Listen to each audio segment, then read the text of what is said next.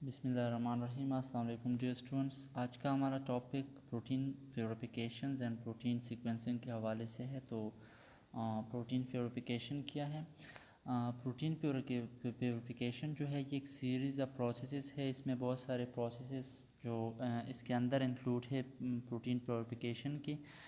इसमें हम क्या करते हैं कि इसमें हम आइसोलेट करते हैं वन और ए फ्यू प्रोटीन्स, यानी हम एक टारगेटेड या डिज़ायर्ड प्रोटीन जो कि हमें चाहिए होता है उस एक प्रोटीन या ये प्रोटीन्स हमारे डिज़ायर प्रोटीन्स जो है ये बहुत सारे भी हो सकते हैं, 2 या 3 भी हो सकते हैं। तो उसको हम प्योरीफाई करते हैं या उसको हम आइसोलेट करते हैं एक कंप्लीट जो कम्प्लेक्स मिक्सचर होता है, जो कि सेल्स हो सकते हैं, टिश्यूज़ हो सकते हैं या एक होल ऑर्गेनिजम्स होता है।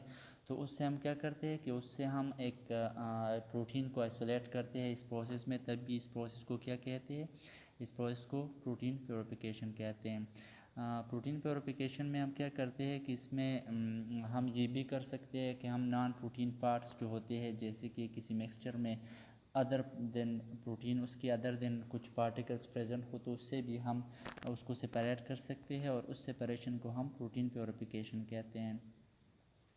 प्रोटीन प्योरिफिकेशन जो है ये किस वजह से होता है? तो सेपरेशन ऑफ प्रोटीन बेसिकली ये प्रोटीन के जो मालिक्यूल्स है उनके साइज़ में डिफरेंस होती है, या उसकी जो फिज़िको केमिकल प्रॉपर्टीज़ है, या फिर जो बाइंडिंग है उनकी, या बायोलॉजिकल एक्टिविटीज़ जो है डिफरेंट प्रोटीन्स की वो डिफरेंट होती है।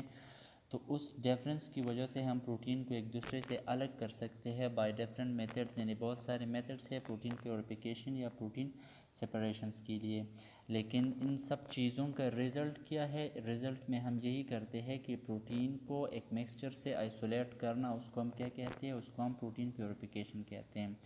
अब पर्पज़ ऑफ प्रोटीन प्योरिफिकेशंस क्या है? तो पर्पज़ इसका ये है कि बेसिकली टू जो एम्स है या दो मकसद जो है उनके लिए प्रोटीन की प्योरिफिकेशन होती है। दो मेथड्स भी हम उसको कह सकते हैं। तो एक है प्रिपरेटिव प्योरिफिकेशन और दूसरा जो है वो एनालिटिकल प्योरिफिकेशन है। तो प्रिपरेटिव प्योरिफिकेशन ऑफ प्रोटीन वो क्या है? जो प्रिपरेटिव प्योरिफिकेशन है उसमें हम लार्ज क्वांटिटी में प्रोटीन को आइसोलेट करते हैं, और ये हम कब करते हैं? जब हमें कमर्शियल मकासद के लिए प्रोटीन चाहिए होते हैं, या जो जैसे कि हम बायो फार्मास्यूटिकल्स में जो प्रोटीन यूज़ करते हैं। फॉर एग्जांपल यहाँ पर आप लोग देख सकते हो इंसुलिन मैंने मेंशन किया हुआ है, तो ये बायो फार्मास्यूटिकल में यूज़ होता है और लार्ज अमाउंट में हमें चाहिए होता है। तो जब हमें प्रोटीन्स लार्ज अमाउंट में चाहिए हों तो तभी हम प्रिपरेटिव प्योरिफिकेशन करते हैं, यानी हम लार्ज अमाउंट में प्रोटीन्स को आइसोलेट करते हैं। या इसके अलावा जो न्यूट्रिशनल पर्पसेस है प्रोटीन्स की, तो उसके लिए जब हम प्योरिफिकेशन करती है तो वहाँ पर भी हम प्रिपरेटिव प्योरिफिकेशन करते हैं। और अगर इसके अलावा बहुत सारी कमर्शियल प्रोडक्ट्स जो है उनमें एज एंजाइम जो प्रोटीन यूज़ होते हैं, जैसे कि लैक्टोज हो गई, तो वहाँ पर भी हम क्या करते हैं? वहाँ पर भी हम प्रिपरेटिव प्योरिफिकेशन करते हैं। और चूँकि प्रिपरेटिव प्योरिफिकेशन जो है उसमें हमें लार्ज क्वांटिटी में प्रोटीन हासिल होते हैं, तो तभी हम एनालिटिकल प्योरिफिकेशन नहीं करते, वहाँ पर हम प्रिपरेटिव प्योरिफिकेशन कर लेते हैं, जहाँ पर हमें एक कमर्शियल मकासद के लिए या फिर बहुत ज़्यादा क्वांटिटी में प्रोटीन्स की प्योरिफिकेशन या उसकी सेपरेशन की नीड हो। एनालिटिकल प्योरिफिकेशन में हम क्या करते हैं कि ये रिसर्च में, यानी रिसर्चर्स जो है वो क्या करते हैं? वो ज़्यादातर एनालिटिकल प्योरिफिकेशंस करते हैं। और रिसर्चर्स बेसिकली अपने रिसर्च वर्क के लिए या डिफरेंट टाइप ऑफ प्रैक्टिकल्स या एक्टिविटीज़ में उनको एक स्मॉल अमाउंट में प्रोटीन्स की नीड होती है, तो उसकी प्योरिफिकेशन के लिए हम एक स्मॉल अमाउंट में प्रोटीन्स को प्योरीफाई करते हैं। तभी उस स्मॉल अमाउंट की प्रोटीन्स की प्योरिफिकेशन को हम एनालिटिकल प्योरिफिकेशन कहते हैं। एनालिटिकल प्योरिफिकेशन जो है वो हम क्वांटिफिकेशन के लिए करते हैं, या फिर आइडेंटिफिकेशन ऑफ डिफरेंट प्रोडक्ट्स उसके लिए करते हैं, या पोस्ट ट्रांसक्रिप्शन मॉडिफिकेशन जो है उसमें यूज़ होते हैं। तो बेसिकली डिफरेंस क्या है? मेन डिफरेंस प्रिपरेटिव प्योरिफिकेशन और जो एनालिटिकल प्योरिफिकेशन है उनके बीच में मेन डिफरेंस यही है कि कमर्शियल प्रोडक्ट्स या कमर्शियल मकासद के लिए जब हमें प्रोटीन चाहिए होंगे तब हम वहाँ पर प्रिपरेटिव प्योरिफिकेशन करेंगे, यानी लार्ज अमाउंट में प्रोटीन्स को सेपरेट करेंगे या प्योरीफाई करेंगे। और जब हमें स्मॉल अमाउंट में लेबॉरेटरी पर्पज़ के लिए प्रोटीन्स की नीड हो तो वहाँ पर हम एनालिटिकल प्योरिफिकेशन करेंगे। An analytical purification generally utilize three purposes to three properties to separate proteins in analytical purification जो है उसमें थ्री प्रॉपर्टीज़ हम देखते हैं, उसकी उन तीन प्रॉपर्टीज़ की बेस पर या उन थ्री प्रॉपर्टीज़ की वजह से हम प्रोटीन की प्योरिफिकेशन या प्रोटीन्स को सेपरेट करते हैं एक दूसरे से। तो तीन प्रॉपर्टीज़ कौन से हैं? फर्स्ट क्या है कि प्रोटीन्स को हम प्योरीफाइड करते हैं according to their isoelectric points. Isoelectric point का मतलब है प्रोटीन की पीएच, यानी डिफरेंट प्रोटीन की पीएच डिफरेंट होगी, तो उस पीएच के बेस पर जब हम प्रोटीन्स की प्योरिफिकेशन करें या उनको सेपरेट करें तो उसको हम आइसो इलेक्ट्रिक पॉइंट उसको हम कहते हैं। आइसो इलेक्ट्रिक पॉइंट का सिंपल मतलब पीएच है, प्रोटीन्स की पीएच। सेकंड नंबर पर जो प्रॉपर्टी है जिसकी वजह से हम प्रोटीन्स को सेपरेट करते हैं तो मालिकुलर वेट या फिर साइज़ ऑफ द प्रोटीन है, यानी size of proteins, different proteins की साइज़ डिफरेंट होती है, या अगर किसी मिक्सचर में प्रोटीन प्रेजेंट हो तो उस मिक्सचर के जो पार्टिकल्स है उनसे प्रोटीन्स की साइज़ डिफरेंट होगी। तो उस साइज़ की बेस पर जब हम प्रोटीन्स की प्योरिफिकेशन करें तो उसको हम और वो प्योरिफिकेशन हम कैसे कर सकते हैं, वो हम साइज़ एक्सक्लूजन क्रोमेटोग्राफी से भी कर सकते हैं और sodium dodecyl sulphate polyacrylamide gel electrophoresis से भी कर सकते हैं। थर्ड जो प्रॉपर्टी है जिसकी बेस पर हम सेपरेशन ऑफ प्रोटीन्स कर सकते हैं तो वो पोलैरिटी या फिर हाइड्रोफोबिसिटी है।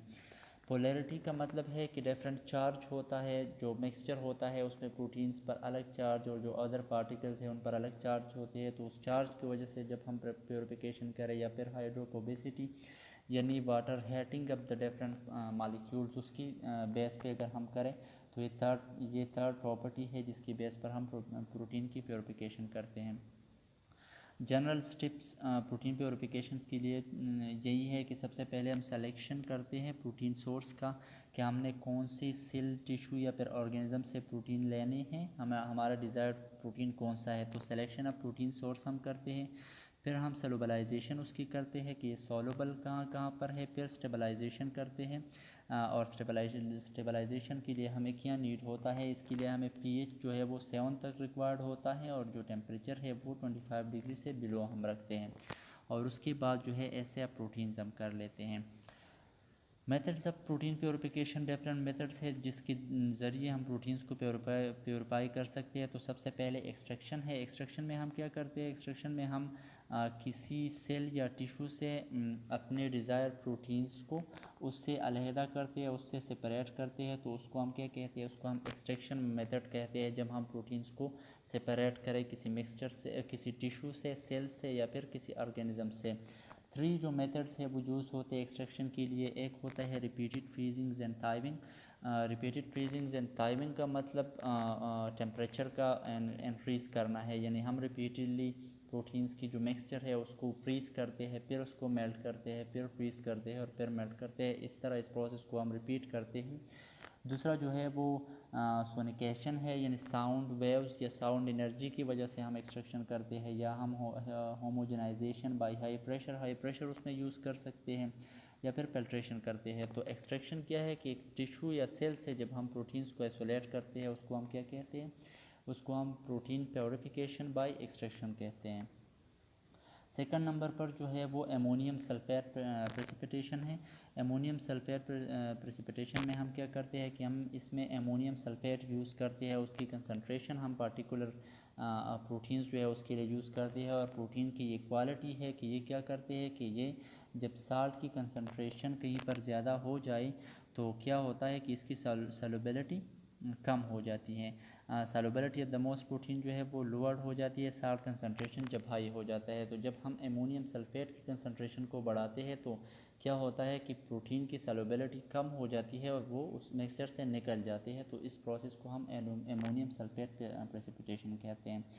थर्ड नंबर पे जो टेक्निक है जिसके ज़रिए हम प्रोटीन को प्योरीफाई कर सकते हैं या उसको हम सेपरेट कर सकते हैं तो वो डायलाइसिस है। डायलाइसिस में हम एक सेमी परमिएबल मेम्ब्रेन यूज़ करते हैं। यहाँ पर डायग्राम में भी आप लोग देख सकते हो, ये सेमी परमिएबल मेम्ब्रेन है। इस मेम्ब्रेन में ऐसा होता है, सेमी परमिएबल मेम्ब्रेन वो मेम्ब्रेन होता है जिससे कुछ पार्टिकल्स वो निकल सकते हैं और कुछ नहीं। तो हमें पता है प्रोटीन्स क्या है, ये मैक्रो मॉलिक्यूल्स है। यहाँ पर ये मैक्रो मॉलिक्यूल आप लोग देख सकते हो, ये इस मेम्ब्रेन से नहीं निकल पाते और जो दूसरे पार्टिकल्स होते हैं इस मिक्सचर में वो इससे निकल जाते हैं, तो प्रोटीन हमारा वो सेपरेट हो जाता है और वो हमारे लिए प्योरीफाई हो जाता है। तो ये थर्ड नंबर पे टेक्निक था प्रोटीन की प्योरिफिकेशन के लिए। फोर्थ नंबर पर है gel filtration chromatography. Gel filtration chromatography जो है उसमें हम एक कॉलम की यूज़ करते हैं। उस कॉलम के अंदर चैनल्स होते हैं, जैसे कि यहाँ पर आप लोग देख सकते हो ये चैनल्स हैं और ये पूरा एक कॉलम है। इस कॉलम के अंदर ये चैनल्स जो है इसमें सेमी परमिएबल मेम्ब्रेन होता है और ये रेड कलर में जो दिख रहे हैं ये प्रोटीन्स के पार्टिकल्स है, ये प्रोटीन्स की मालिक्यूल्स है। चूँकि प्रोटीन्स की मालिक्यूल्स ये मैक्रो हैं, इसकी जो साइज़ है वो बड़ा है तो इन चैनल्स में नहीं जाती और इस कॉलम से हम प्रोटीन्स को गुजारते हैं। जो other than protein smaller particles होते हैं वो इन चैनल्स के अंदर आ जाते हैं। यहाँ पर आप लोग इन चैनल्स में देख सकते हो अंदर इसकी जो पार्टिकल्स आ गई है ब्लैक कलर की, तो वो उस चैनल्स में जाते हैं और जो प्रोटीन्स है वो उससे सेपरेटली निकल जाते हैं। तो जेल फिल्ट्रेशन क्रोमेटोग्राफी से भी हम क्या कर सकते हैं, इससे हम प्रोटीन्स की प्योरिफिकेशन कर सकते हैं। आयन एक्सचेंज क्रोमेटोग्राफी क्या है कि इसमें हम सिंपली इलेक्ट्रोड्स को यूज़ करते हैं। दो इलेक्ट्रोड्स होते हैं, एक कैटायन होता है जिस पर पॉजिटिव चार्ज होता है और एक एनायन होता है जिस पर नेगेटिव चार्ज होता है। जो पॉजिटिव चार्ज वाले ज़र्रात मिक्सचर में होंगे वो यहाँ पर कैथोड की तरफ आते हैं, जो नेगेटिव वाले चार्ज वाले ज़र्रात होते हैं वो कैथोड की तरफ आते हैं और जो पॉजिटिव चार्ज वाले ज़र्रात होते हैं वो इस एनायन या एनोड की तरफ आ जाते हैं। तो हम इसी तरह चार्ज के बेस पर प्रोटीन्स की सेपरेशन जब करते हैं तो उस मेथड को हम क्या कहते हैं, आयन एक्सचेंज क्रोमेटोग्राफी। 6 नंबर पर किया है एफिनिटी क्रोमेटोग्राफी। इसमें हम क्या करते हैं कि इसमें हम मालिकुलर कन्फर्मेशन के बेस पर प्रोटीन्स की सेपरेशन कर लेते हैं। इसके सरफेस पे हम क्या करते हैं कि इस पर रेजन्स होते हैं और वो रेजन्स क्या करते हैं कि वो डिफरेंट कंपाउंड्स के लिए स्पेसिफिक होते हैं, उनके साथ अटैच्ड हो जाते हैं और इस तरह प्रोटीन उस मिक्सचर से निकल जाते हैं। तो इस प्रोसेस को हम क्या कहते हैं, उसको हम एफिनिटी क्रोमेटोग्राफी कहते हैं। 7 और लास्ट नंबर पर जो है वो हाई परफॉर्मेंस लिक्विड क्रोमेटोग्राफी है। इसमें हम क्या करते हैं कि इसमें हाई प्रेशर यूज़ होता है इस क्रोमेटोग्राफी में और इस हाई प्रेशर की वजह से क्या होता है कि प्रोटीन की जो मालिक्यूल्स होते हैं वो निकल जाते हैं उस कॉलम की वजह से, उस कॉलम से बाहर। तो ये कुछ प्रोसेसेस थे, कुछ टेक्निक्स थी जिसके ज़रिए हम क्या करते हैं, जिसके ज़रिए हम प्रोटीन्स को आइसोलेट करते हैं या उनको हम प्योरीफाइड करते हैं। तो सबसे पहले हम लोगों ने प्रोटीन प्योरिफिकेशन को जाना कि प्रोटीन प्योरिफिकेशन क्या है। इसमें हम क्या करते हैं, प्रोटीन्स को प्योरीफाई करते हैं या उसको हम आइसोलेट करते हैं बाय डिफरेंट मेथड्स। अच्छा, अब पर्पज़ ऑफ प्रोटीन्स प्योरिफिकेशन क्या है। एक हमारे लिए है प्रिपरेटिव प्योरिफिकेशन, जब हमें लार्ज अमाउंट में प्रोटीन्स की नीड होती है। और जो सेकंड नंबर पर है वो एनालिटिकल प्योरिफिकेशन है। एनालिटिकल प्योरिफिकेशन में हमें प्रोटीन्स स्मॉलर अमाउंट और लेबॉरेटरी या रिसर्च पर्पज़ के लिए चाहिए होता है। उसके बाद हमने डिफरेंट स्टेप्स पढ़े कि प्रोटीन्स को हमने आइसोलेट कैसे करना होता है, उसके जो मेजर स्टेप्स है वो कौन से हैं। उसके बाद डिफरेंट मेथड्स जो कि प्रोटीन प्योरिफिकेशन के लिए यूज़ होते हैं। तो आई होप आप लोगों को ये टॉपिक समझ आ गई होगी। इस टॉपिक में अगर कोई मसला हुआ तो आप लोग मुझसे पूछ सकते हो। Thank you.